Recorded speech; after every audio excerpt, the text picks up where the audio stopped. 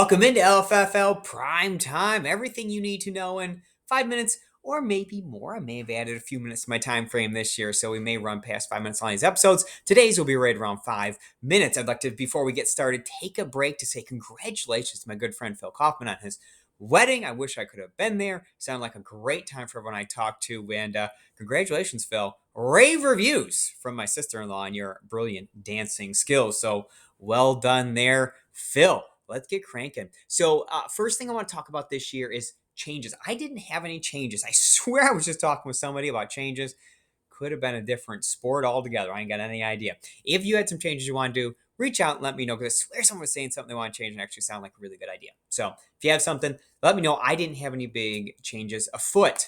Let's talk about our timeline of events. Right now, we are currently doing both LFFL 5 and LFFL 6 July drafts. We continue to roll with those to their conclusion. LFFL 5 looks like it's getting close to done. When people stop basically bidding on players I send out, we'll be done. And I'll send everyone to free agency. You can fill your rosters out as you want.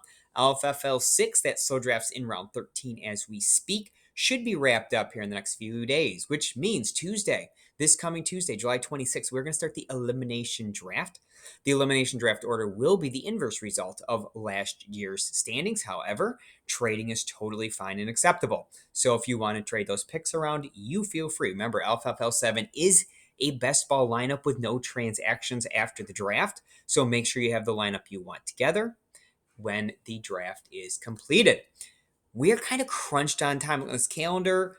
We were a little late getting into things this year, kind of my fault. Or we can blame Phil for having a wedding in the middle of the summer. Who does that, anyways, Phil? Anyways, kind of crunched for time. So I don't think 2 weeks is enough to complete the elimination draft, but we do need to get going on the LFFL2 and the originally drafts to make sure we get those in here. So what we're going to do is this: August 10th, Wednesday, August 10th, no matter where we are in the elimination draft, we will start cranking out our keeper draft. Now, I'll get to that in a minute about keepers and everything because we need to talk about those. I have added in here the LFFL 3 draft. That'll be obviously online. It'll be fast draft like it always is. We need to dial in a date for that. So when you get my email with this link, please respond and let me know when you're on vacation. Like, say, Todd's going to the Outer Banks. Need to know that information. Let me know what nights are bad, whether you're playing some softball or you're building houses or whatever you all are doing right now. Let me know. Then I want to move on to the original league, which I want to start on Saturday, August 20th. That gives us 10 days to knock out the keeper draft. We're saying there's plenty of time. If it looks like the keeper draft is moving quickly, the elimination draft is done, I may push the original league up by a day or two, but generally targeting August 20th start date, rain or shine. The Tuesday, August 30th, I want to start August best ball. That's going to push real close to opening night. We'll see that we can get it done in time. I think we can. So that's your timeline events. Let's talk about our keeper league, shall we? Please look through your keepers. You are allowed to keep one player from each bracket. Those keepers are going to be due the day before the draft begins. So in this case, it'll be August 9th. Trading is always encouraged. However, remember, both for LFL2 and LFL3, if you trade a guy, they count as your keeper, which means, for example, I have Javonte Williams and Kyle Pitts in my first bracket. I cannot trade one and keep the other. Cannot trade Javonte to Greg and say I want to keep Kyle Pitts. I have to choose which one is my keeper and then trade out from there.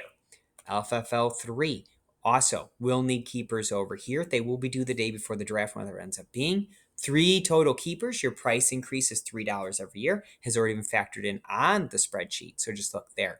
Same deal. I cannot keep more than 3 players. So if I trade a player to Greg, he counts as one of my 3 keepers. LFFL, here is your order to choose draft picks. My good friend Matt will have the first option this year, followed by my good friend Phil, followed by my good brother and friend Andy, followed by my good friend Eric, and so on down the line right there. Obviously, as with any other year, you are welcome to pick whatever spot you want. And I'm sure Todd and I will pick 6 and 7 because that's pretty much always left over in this league. Finally, I'm going to start a Twitter DM group. If you don't have experience with Twitter or DM groups, very simplistic, very easy.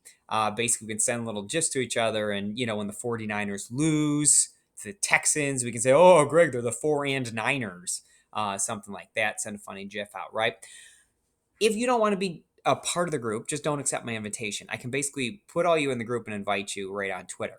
If you do want to be part of the group, but you don't want the notifications, you can turn the notifications off. I am in a ton of Twitter groups. I turn the notifications off for basically all of them, and I just go onto that screen and see what's new information. So If you like getting the notifications, keep them on, but can turn off the specific notifications for any group you're in. So I'm going to set that up. Please, if you're not as Twitter savvy as I am, you are welcome to reach out to me and I can help you out with any of that stuff. So good luck to all you this season.